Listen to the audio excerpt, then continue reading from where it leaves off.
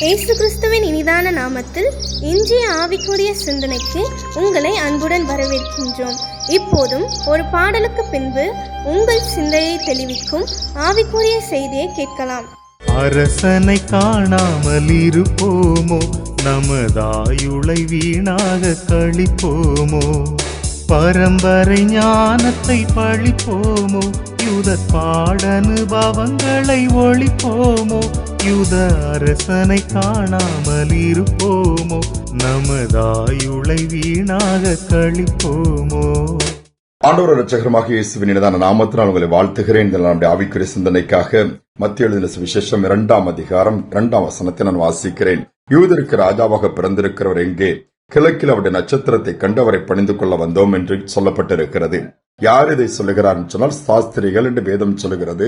1ஆம் வசனத்திலே ஏரோது ராஜாவின் நாட்களிலே யூதேயாவில் உள்ள பெத்லகேமிலே இயேசு பிறந்த பொழுது கிழக்கிலிருந்து சாஸ்திரிகள் எருசலேமுக்கு வந்தார்கள் சொல்லப்பட்டிருக்கிறது. அந்த நட்சத்திரத்தை பார்க்கிறார்கள், ஒரு ராஜா பிறந்திருக்கிறார் என்பதை அறிந்து கொண்டார்கள். அடுத்து அவருடைய எண்ணங்கள் என்ன தோன்றுகிறது? ராஜா அங்கு பிறப்பார், மாட்டுத் தொழுவத்தில் அல்லது எங்கேயோ ஒரு குடிசையில இருக்கவே முடியாது. ராஜா அரண்மனையில் தான் பிறக்க முடியும். இது எல்லோருமே நினைக்கின்ற ஒன்று. இதுதான் சில நேரத்தில் இந்த நினைவு, இப்படிப்பட்ட ஒரு எண்ணங்கள், இப்படிப்பட்ட காரியங்கள் தான் நம்முடைய வாழ்க்கையிலே வேறு மாதிரி ஒரு காரியத்திற்குள் கொண்டு போய் விடுகிறது. ஆனா ஆண்டவருடைய வழிகள் வித்தியாசமானவைகள். ஆனா நாம் எதுவும் நினைக்கும் போது நமக்குள்ள ஒரு ப்ரீ கன்சீவ் மைண்ட் சொல்லுவாங்க. ஏற்கனவே மனதில் அது ஸ்டோர் ஆயிருக்கிற காரியங்கள் தான் அநேக நேரத்தில் பிரதிபலிக்கும். பாருங்க, அந்த நட்சத்திரத்தை ஃபாலோ பண்ணி வந்தவங்க அங்க வரும்பொழுது அவர்கள் மனதில் ஏற்கனவே ராஜா அவர் அரண்மனையில் பிறப்பான அரண்மனைக்குள் போகிறார்கள். அதனால் குழப்பம், வேதனை, ஏராளமான இழப்புகள். என்ன நடக்கிறது? 2 வயதுக்குட்பட்ட குழந்தைகள் எல்லாம், ஆண் குழந்தைகள் கொல்லப்படுகிறார்கள். சில நேரத்தில் நம்முடைய அந்த ஒரு குறைவான அல்லது பதற்றமான அந்த ஒரு முடிவெடுக்கிற காரியங்கள், நினைக்கின்ற காரியங்கள் பெரிய ஒரு குழப்பத்திற்கு மட்டுமல்ல, நஷ்டத்திற்கு நேரம் நம்ம நடத்தி விடுகிறது. இந்த அநேக நேரத்தில் நம்ம அதை பார்க்க முடியும். இந்த இடத்தில் பாருங்கள், அந்த ஞானிகள் அவங்க மைண்ட்ல ராஜா அங்கு பிறந்திருப்பாரு, அரண்மனை தான். ஆனால் நடந்தது வேற. ராஜா அங்கு பிறக்கவில்லை. ஒரு சத்திரத்தில் இடமில்லாமல் மாடடையும் தொழுவத்தில் அது ஓரத்திலே ஒரு பகுதியில் சொல்லப்பட்டிருக்கிறது. யோசித்து பாருங்கள். நாம நம்முடைய வாழ்க்கையில எப்படி இருக்கும் கொஞ்சம் யோசித்து பாருங்களேன். கொஞ்சம் யோசித்தோம்னா அநேக காரியங்கள் நம்முடைய வாழ்க்கையில புரிந்து கொள்ள முடியும், சரி செய்ய முடியும். ஒரு முறை ஊழியத்து நிமித்தமாக நாங்க டீமா போயிருக்கிற இடத்துல ஒரு இது முடித்து விட்டு நாங்கள் எங்களுடைய வாகனத்தை, அது பெரிய வாகனம் இயக்க வேண்டும் என்று சொல்லி திரும்ப ஸ்டார்ட் பண்ணும்போது ஸ்டார்ட் ஆகவில்லை. முற்றிலுமா டெட் ஆயிடுச்சு. பவரே வரல. எங்களுக்கு உடனே தாட் ஏதோ ஒரு மேஜர் ஃபால்ட் இந்த வண்டியில இருக்குது.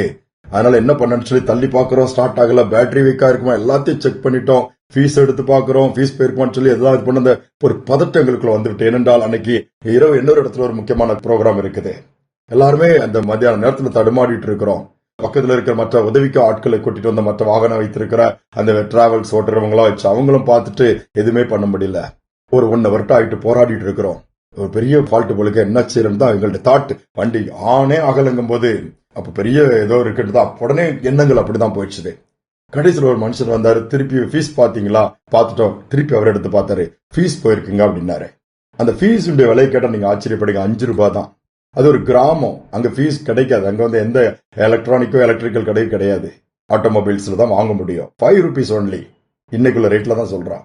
கடைசியில ஃபீஸ் இல்ல. ஆனால் என்ன பண்ணாங்க, ஒயரை எடுத்து கட் பண்ணி கனெக்ட் பண்ணி ஸ்டார்ட் பண்ண சொன்னாங்க. ஸ்டார்ட் ஆயிடுச்சு. நாங்க எங்களுடைய பயணங்கள் எல்லாம் நீட்டா அழகா ஆண்டவர் முடிச்சு கொடுத்துட்டாரு. ஆனா பாருங்களா, ஒரு சின்ன ஒரு ஃபால்ட், அது சின்னதா தான் இருக்குங்கிற எண்ணம் எங்களுக்குள்ள இல்ல.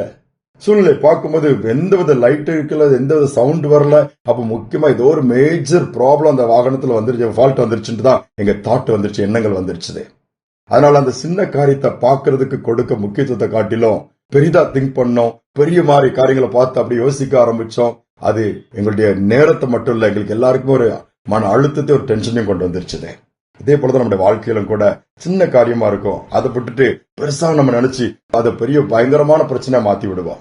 அது சின்ன ஒரு தான், அதற்கு தீர்வு இருக்கும். சின்ன காரியங்கள் செஞ்சா போதும், பெரிய மாற்றங்கள் இருக்கும். சின்ன காரியங்களை தொடங்கினா போதும், அதோட முடிவு அற்புதமா இருக்கும். ஆனா அதை நம்ம எண்ணத்துல வரவே வராது. ஆண்டவர் சொல்றாரு, சின்ன சின்ன காரியங்களை குறிச்சு கவலைப்படாதுங்க, அப்படி இப்படி போட்டு பதறாதுங்க, குழம்பாதுங்க.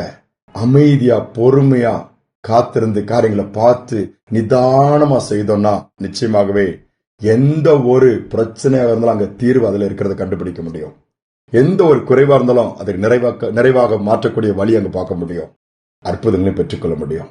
ஜெபிப்போம். அன்பின் தகப்பனே, இதனால நம்முடைய சமூகத்துல தாழ்த்தி வரோம். அநேகரும் சின்ன சின்ன பிரச்சனை தான். நாங்க அதை விட்டுட்டு அதை சரி பண்ண எங்களால முடியும்.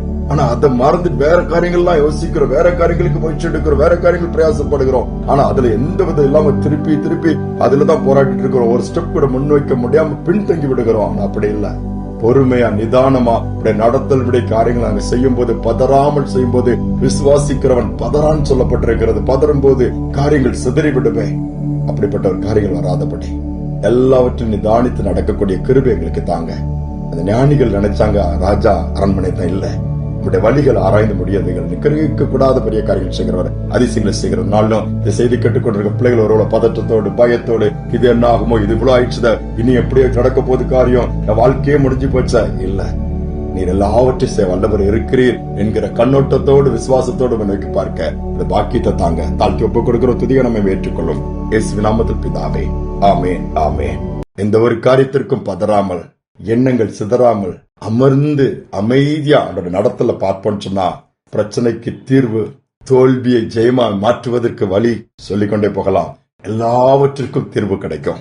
சிந்தனையோட நாளை தொடர்வோம். மீண்டுமா நாளை தினம் சந்திப்போம். வழிகள் அனைத்தும் கர்த்தருக்கே ஒப்புவித்து நாம் மகிழ்ந்திருப்போம். கர்த்தரையே சார்ந்திருப்போம், கர்த்தரையே சார்ந்திருப்போம். அவரை அனைத்தும் வாய்க்க செய்வார். கர்த்தரை நோக்கி அமர்ந்திருப்போம், கவலை மறந்து காத்திருப்போம். கர்த்தரை நோக்கி அமர்ந்திருப்போம், கவலை மறந்து காத்திருப்போம்.